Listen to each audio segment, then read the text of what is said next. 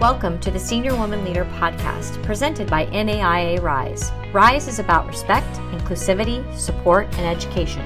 The NAIA Senior Woman Leaders are the highest ranking females within NAIA athletics departments, and this podcast is dedicated to develop our female administrators specifically in leadership and management of college sports. Connect, learn, and grow. First of all, I just want to say thank you to everybody who's joined us today for this monthly Senior Women's Leader Lunch and Learn. As several of you know who've been here before, and for those of you who maybe it's your first time, these are our monthly series that we've been doing for the last couple of years now that are really aimed at trying to provide different types of professional development to senior women leaders on various campuses. And we know that everybody's particular role looks different from one another. This is not a one-size-fits-all type of a role. So we try to bring you education and resources and information on a variety of topics that may be helpful to you in your role and give you some additional information and skills and best practices that you may be able to apply as you continue to lean into more of this leadership role. So today, we are going to be joined by Kelly Perry, who is the athletics director at University of North Texas at Dallas, who's going to be talking to us about behavior and how to address that between coaches and administrators. So I'm going to turn it over to Kelly here in just 1 minute. Please, if you've got questions, you can either chime in or also we will be monitoring the chat. So if you prefer to put them in there, we'll make sure that Kelly sees those as well. So without further ado, Kelly, I'm going to turn it over to you. All right. A couple things. Number one, if you don't know me, I'm short.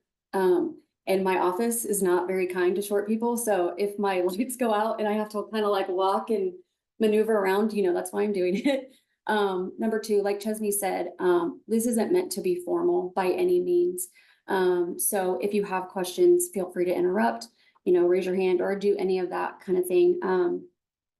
The large part of my career, I was an assistant and associate AD. And so I'm a very new athletic director. So a lot of my perspective is going to come from that support piece and that SWA distinction role, that assistant role, but also a little bit about how my transition from assistant and associate athletic director has gone on in the last almost 6 months here at University of North Texas at Dallas. So I've been in athletics for over 15 years. And I have been, I started out at the 2-year school level and was an athletic advisor for 5 years at Hutchinson Community College. I have spent the majority of my career at Oklahoma City University as an assistant and associate AD with the SWA distinction. I spent less than a year at a Division II in Colorado State University, Pueblo, where I was associate athletic director. And now I've been here at UNTD for almost 6 months.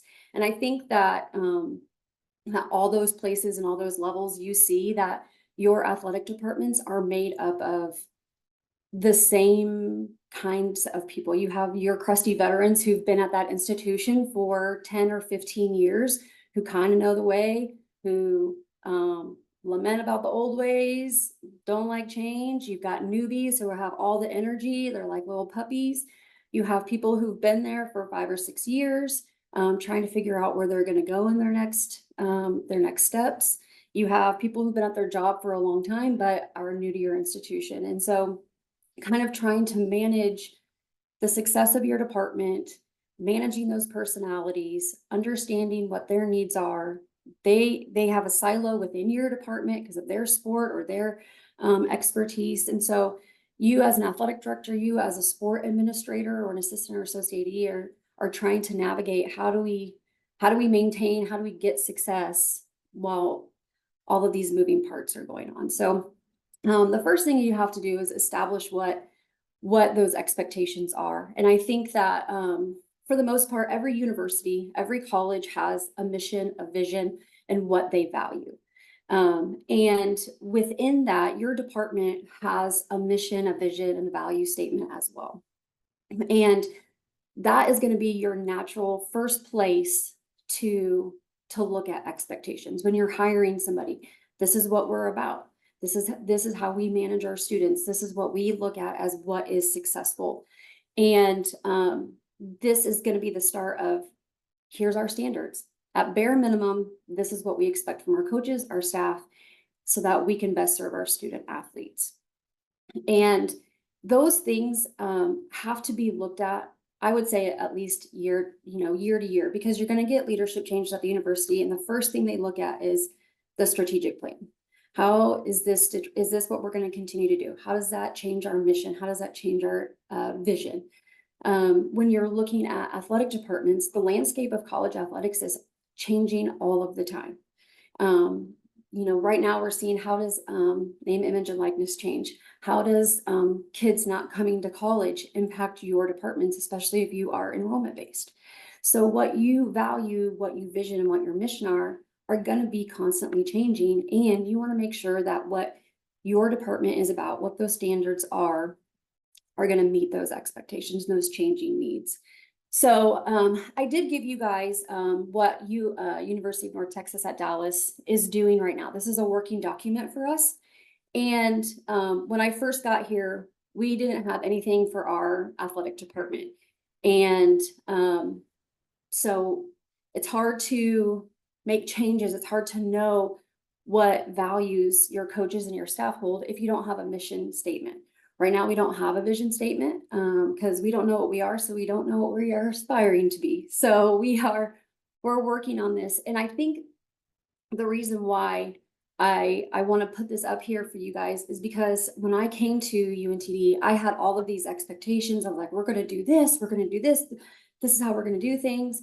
And as soon as we started talking about that, all got thrown out the window because it wasn't realistic to what the community of what our students are, where we're located, what the values they were. And so all of that went straight out the window. And doing this with my coaches really helped me understand our students.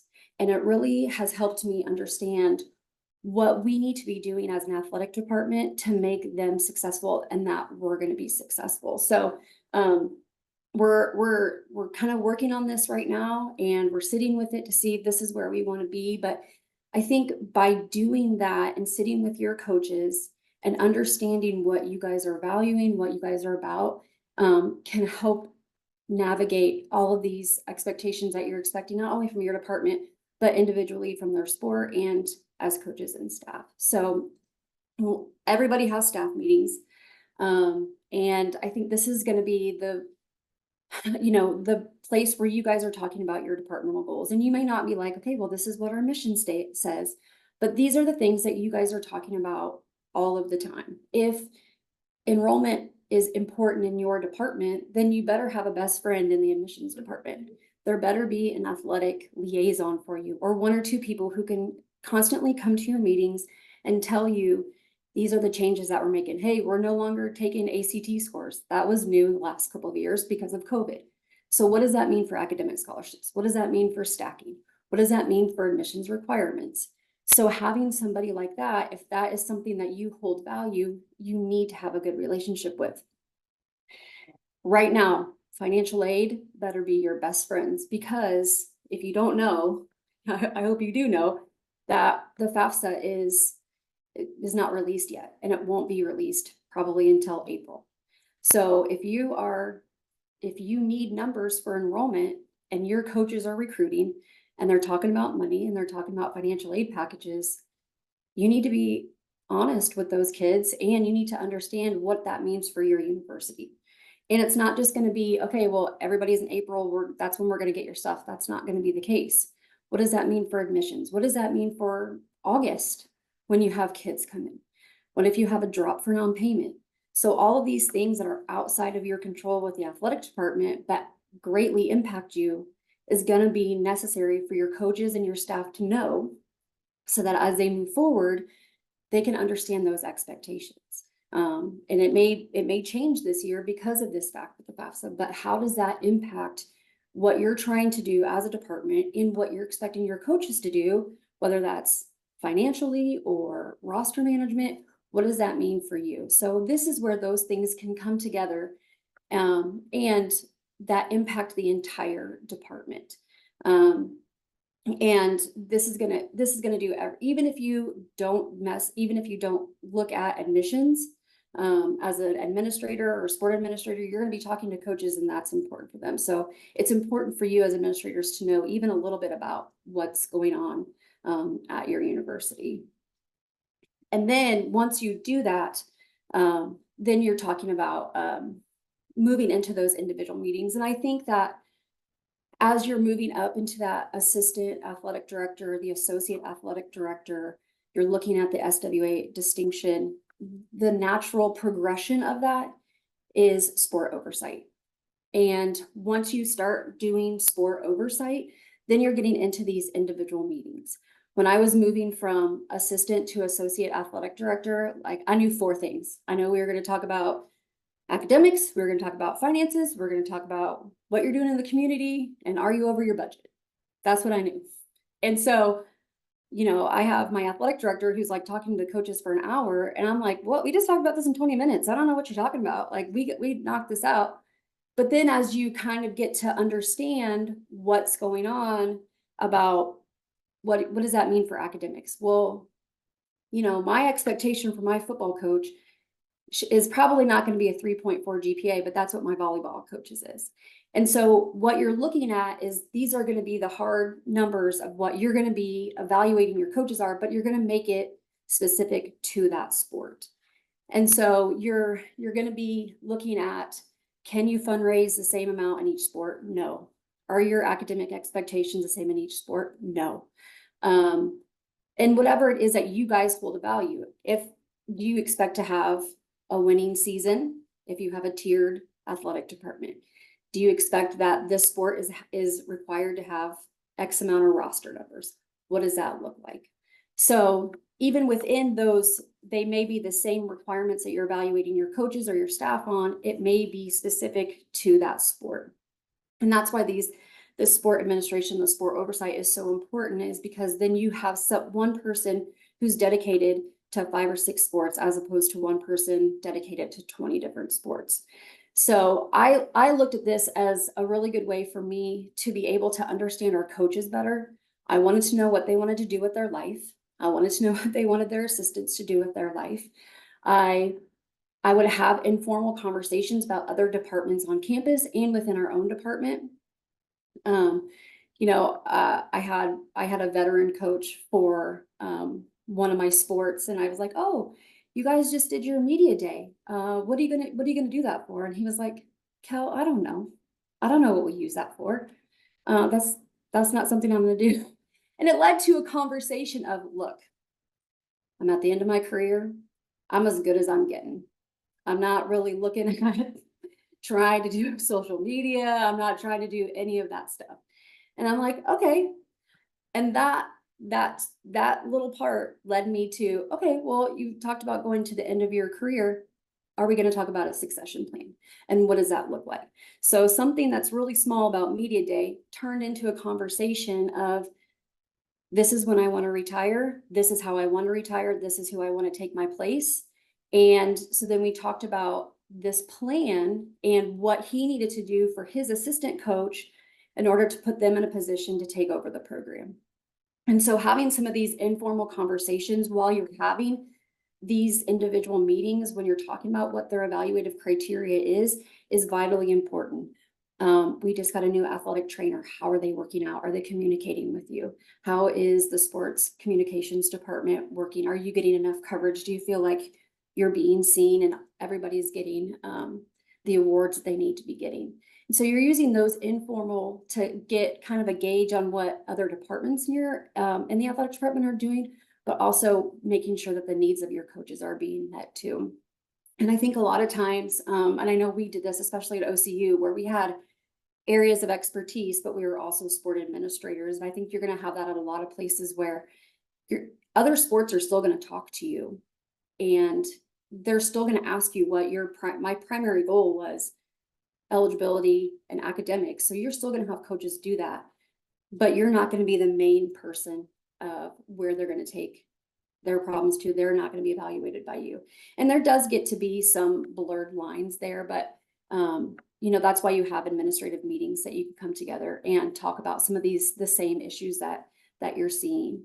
And I think too, individual meetings also give you a good idea of, if you have a newer coach and you have an older coach who's maybe kind of stuck in their ways, that you can pair them together in a mentorship type relationship so that the new coach can bring some energy to the older coach. And that older coach can kind of show the new one the ways. Again, you're going to have to understand the personalities, because the one who is not looking to get better was probably not somebody who I'd mentor with. So you got to understand those dynamics as well. As you're doing that, and as you're managing those expectations, then you have a good idea throughout the year, not just one time a year, what's going to happen. So they don't have, there's no question as to, hey, why am I not doing well, or why did I get a low evaluation? It's because, well, we talked about these every single month. So, and I think that's the biggest thing, is what happens when the expectations aren't being met.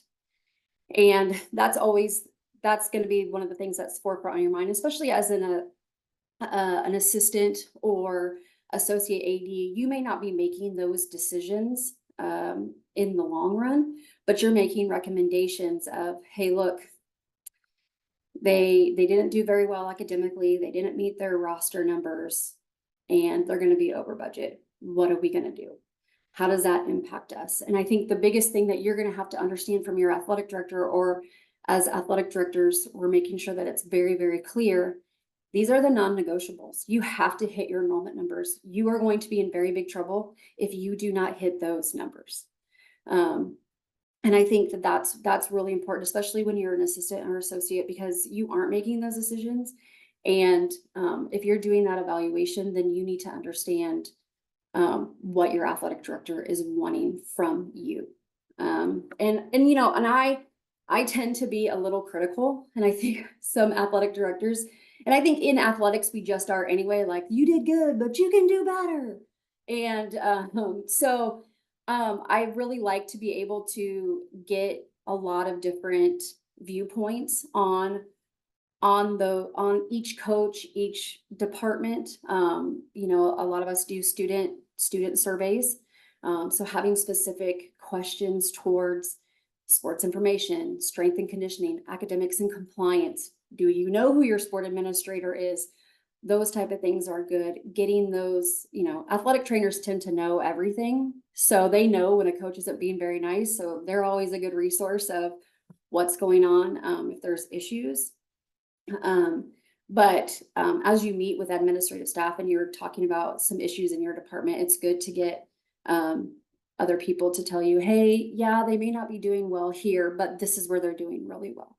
And again, you're going to have to determine what is the most important thing on your campus. Again, my same crusty veteran who doesn't want to get better, he always he tends to get 1 to 2 ejections every single year. That's just who he is. And the majority of the time, it's not going to be in a malicious way. He's just trying to fire him up, you know. But everything else he does well. They're graduating, they have a high GPA, they're very athletically inclined, they stay within budget. And where does that 1 to 2 ejections every single year fit within our mission and our vision, and what we're looking at in job wise? So for us, we accepted it. We talked about it, but we accepted it based on the whole picture of the coach. But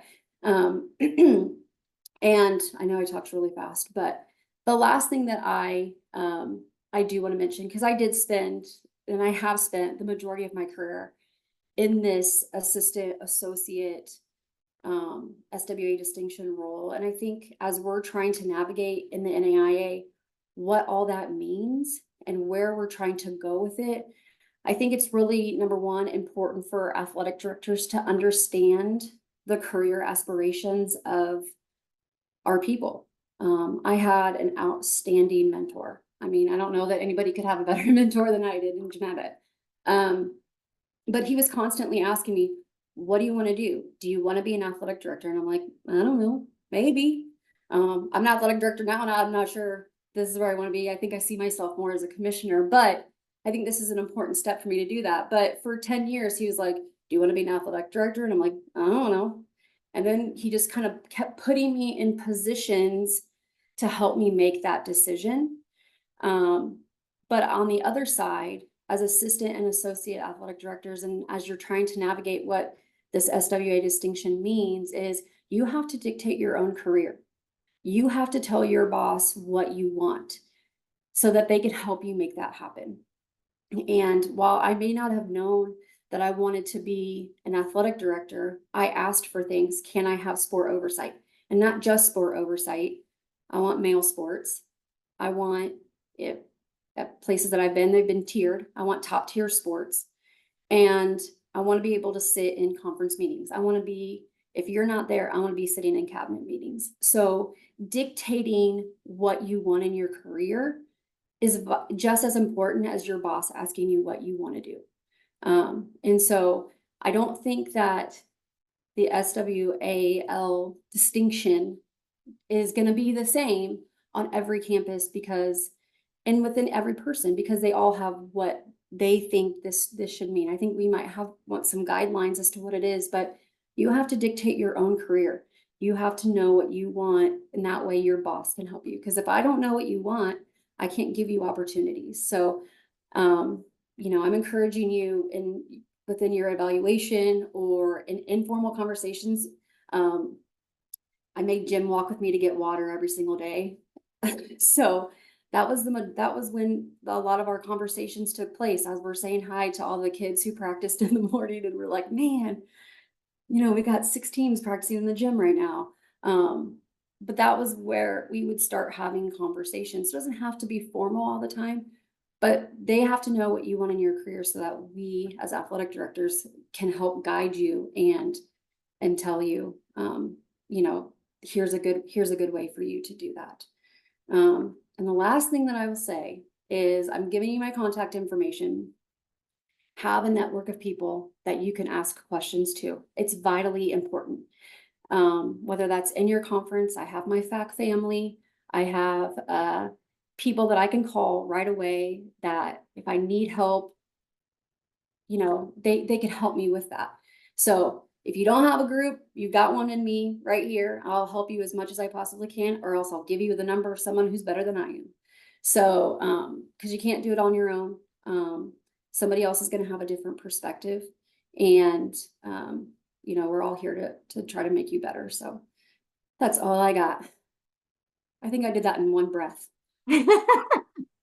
Well, one breath or not, it was excellent. So thank you for sharing all that wisdom, Kelly. And I want to open it up to questions for folks, but while people might be typing something into the chat or kind of gathering their thoughts, I'll start us off here, which towards the end there, you were talking about how to have that relationship with your supervisors and be thinking about what you want in navigating your career. And so kind of thinking a few steps out. So what do you need to be talking with your supervisor about now?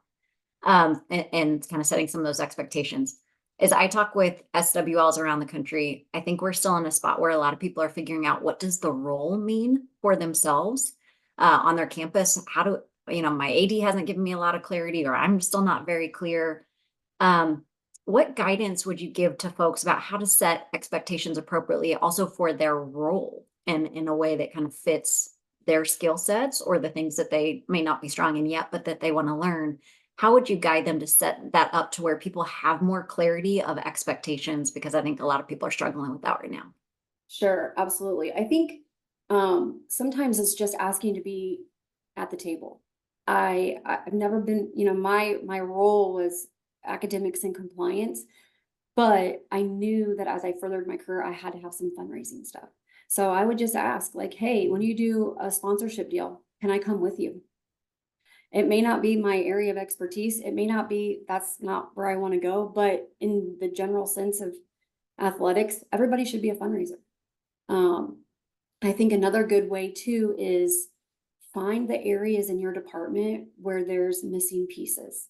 The whole reason I got into athletics is because I was a student athlete, and I would go to my academic advisor and I would ask, how does this transfer because I was a 2-year student athlete. How does this transfer to my 4-year athletically? I have no idea. Then I'd go to my coach.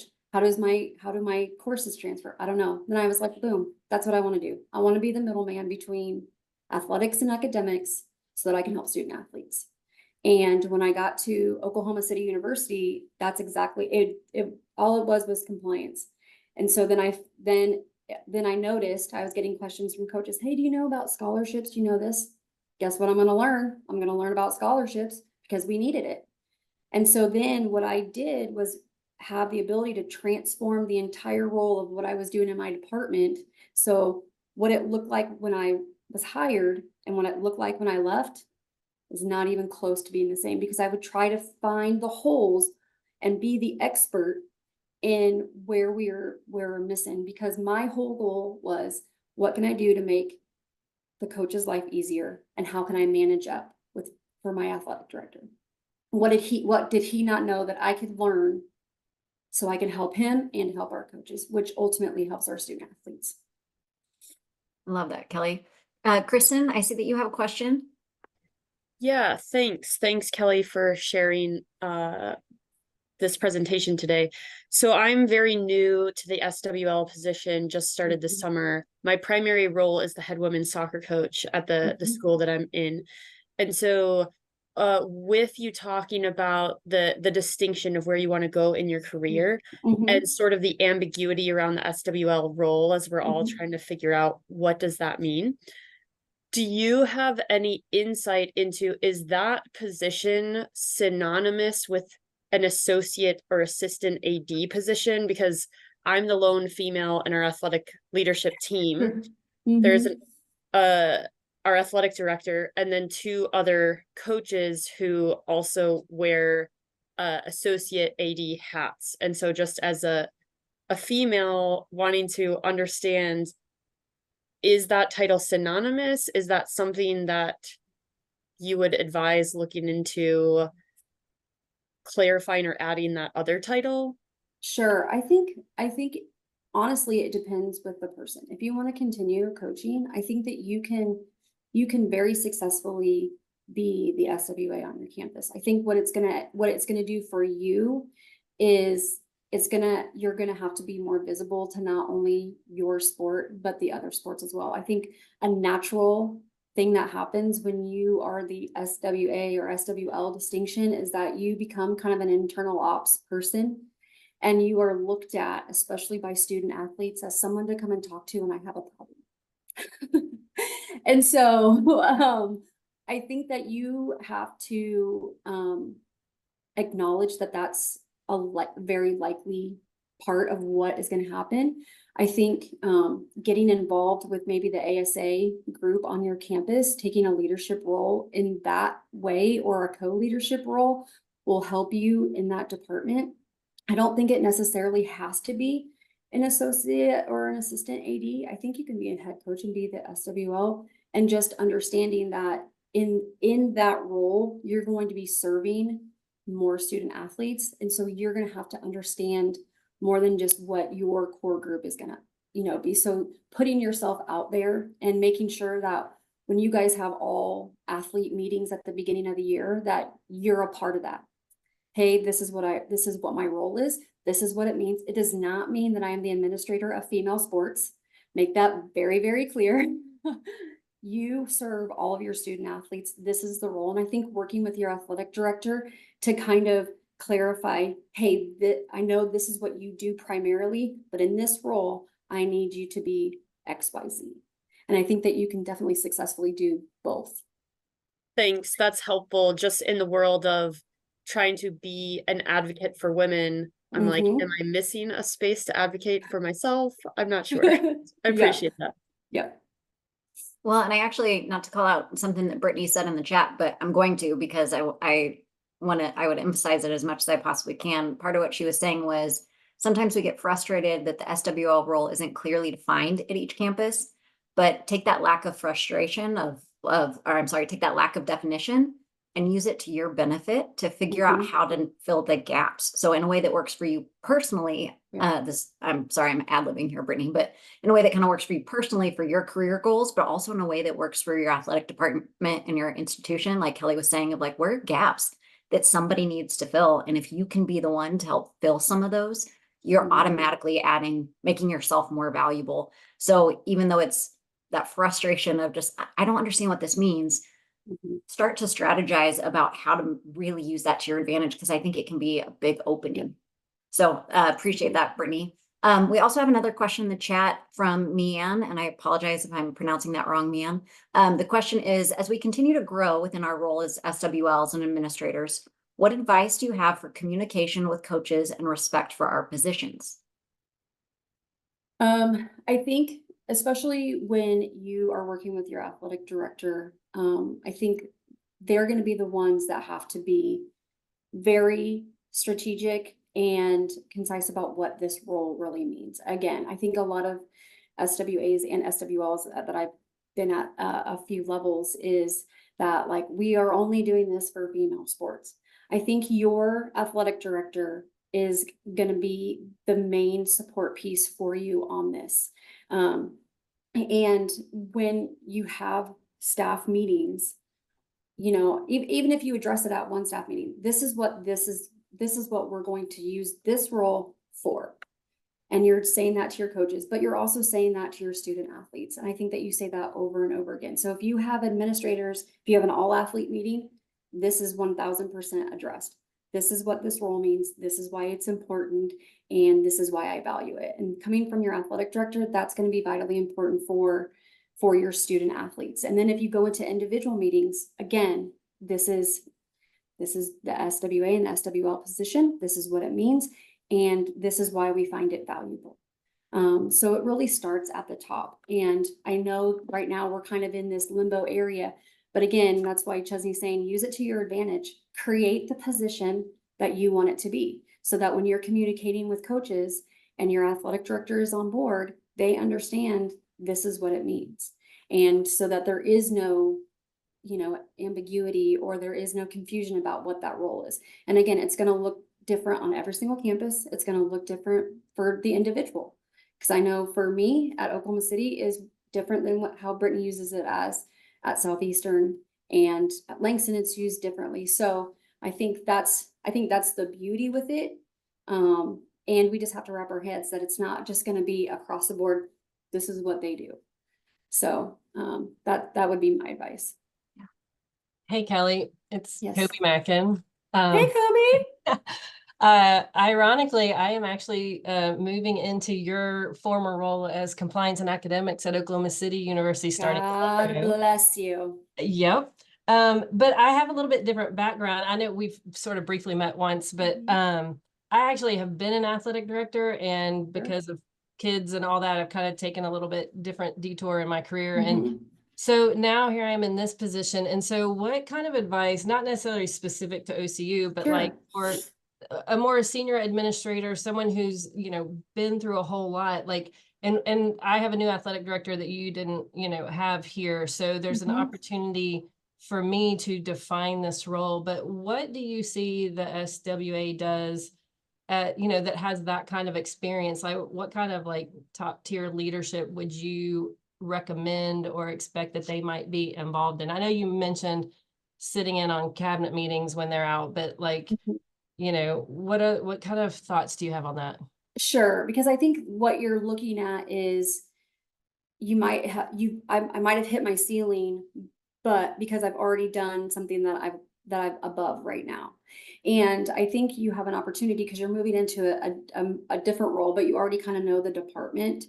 And so you can see, again, where gaps are. But I also think too is, what do you want out of your career? Now you've done this piece, you've done the athletic director role, and maybe that's where you want to go. But what has changed since you were an athletic director to where you are now? What direction is your school going? I think you have an opportunity to mentor the younger coaches that you have in a way that you may not, I may not have at Oklahoma City University, because I was not an athletic director. I think being in that chair gives you an advantage because you understand, even though you have an athletic director, what an athletic director wants from a coach. And so you have the opportunity to say, hey, look, not so much. I think you would have an opportunity to pick higher and more involved sports. So I would definitely advocate for that. I think you have to think about what you want to do. Do you want to finish out your career here? Do you want to do something else?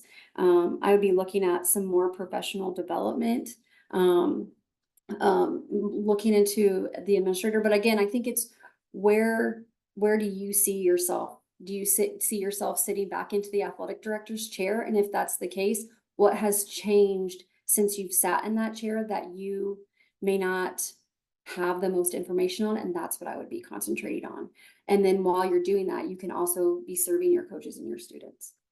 Okay, and to be honest, I don't have that answer because I've sat in that seat and I'm not Me sure. either. But now that you're the highest ranking female and the athletic director, like, do you have an SWL as a female athletic director? What does that role look like on your campus?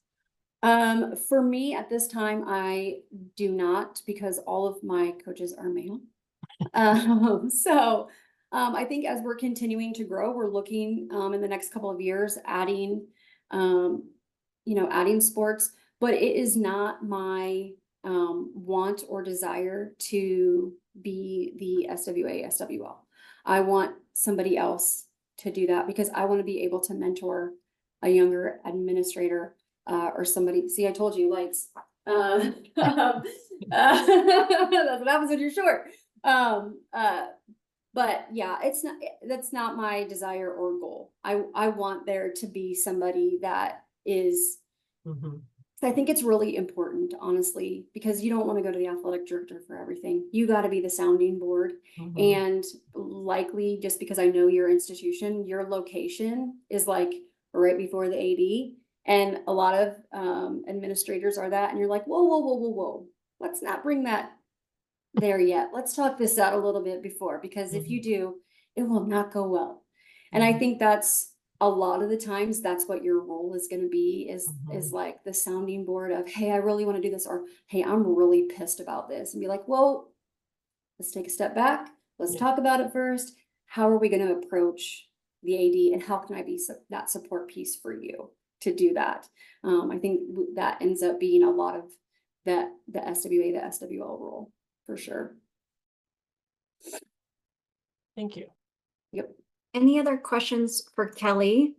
I'm also gonna call a little bit of an audible here and also just say, based on some of the questions that folks are asking and knowing that this is an opportunity where you've got a lot of SWLs here on the call, if there are other questions that folks have that maybe aren't even directly just for Kelly or directly about the presentation, but questions that you might be struggling with or situations trying to figure out how to handle, maybe specific to your role or specific to thinking about career stuff. You've got a lot of other folks kind of in the SWL seat, and kind of to build on this network component that Kelly was talking about, the value of that there. Just wanted to open it up in case there are any questions for anybody, and also invite anybody on the call to chime into any of those. Okay, well, seeing none at the moment, I won't Hey, Chesney. belabor. Yeah. Hi, I'm Ted. sorry, I was No, jump muted, in. of course I was muted and I didn't know it. Can I share a few thoughts? Absolutely. As a man, obviously, I believe in this. I believe in the Ted Lasso like colloquialisms, the believe and the hope and the be curious monikers. The always be learning, I think, is a really important thing that Kelly talked about. Filling those holes, say yes, do whatever you can to stand out and to separate yourself from others. And I think my final point is, and it's a big point, and it's one that I've thought a great deal about, is we have a men issue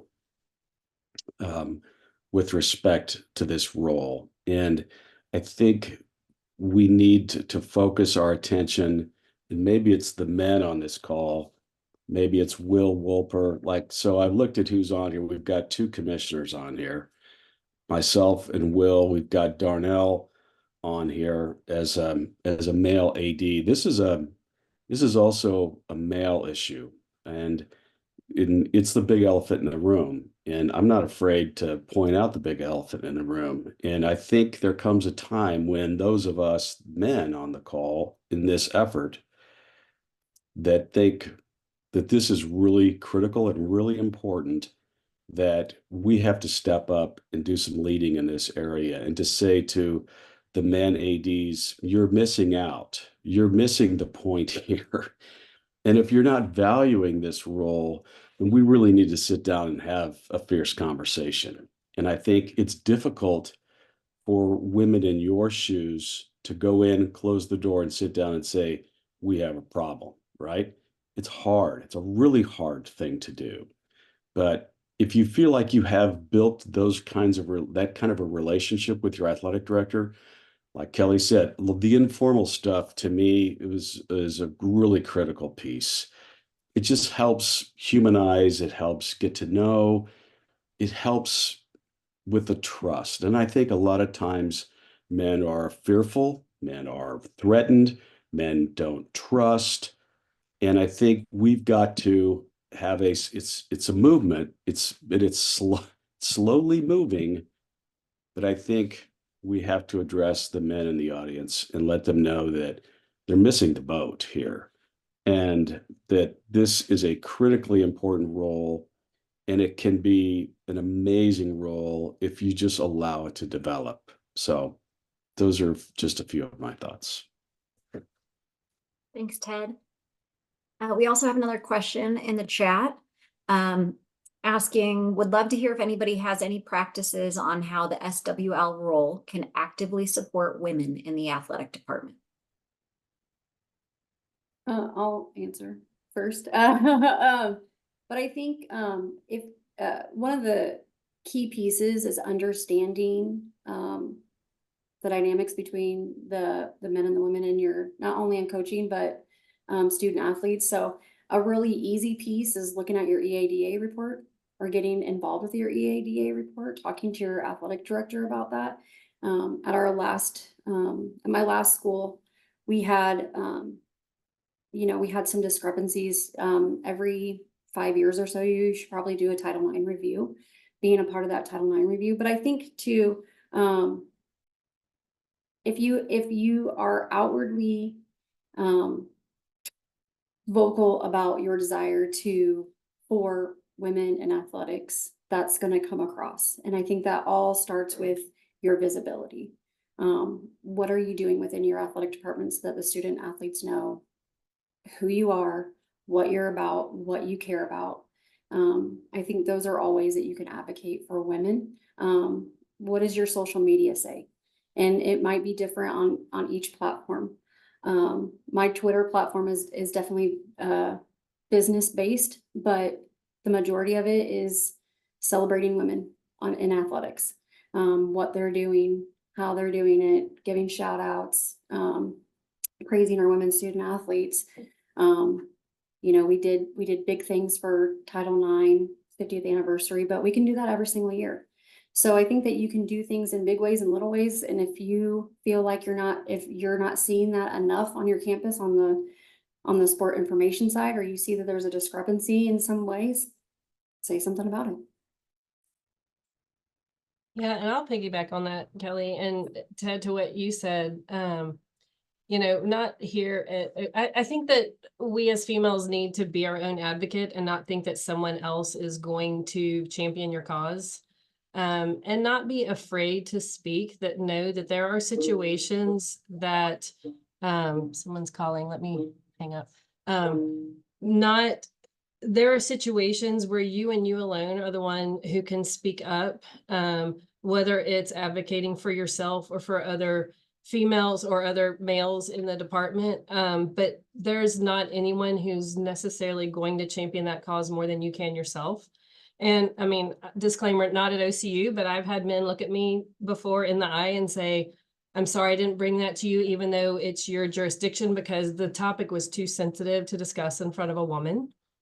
I've had a man look at me and say, well, you're such a ray of sunshine. I bet your husband tells you that all the time.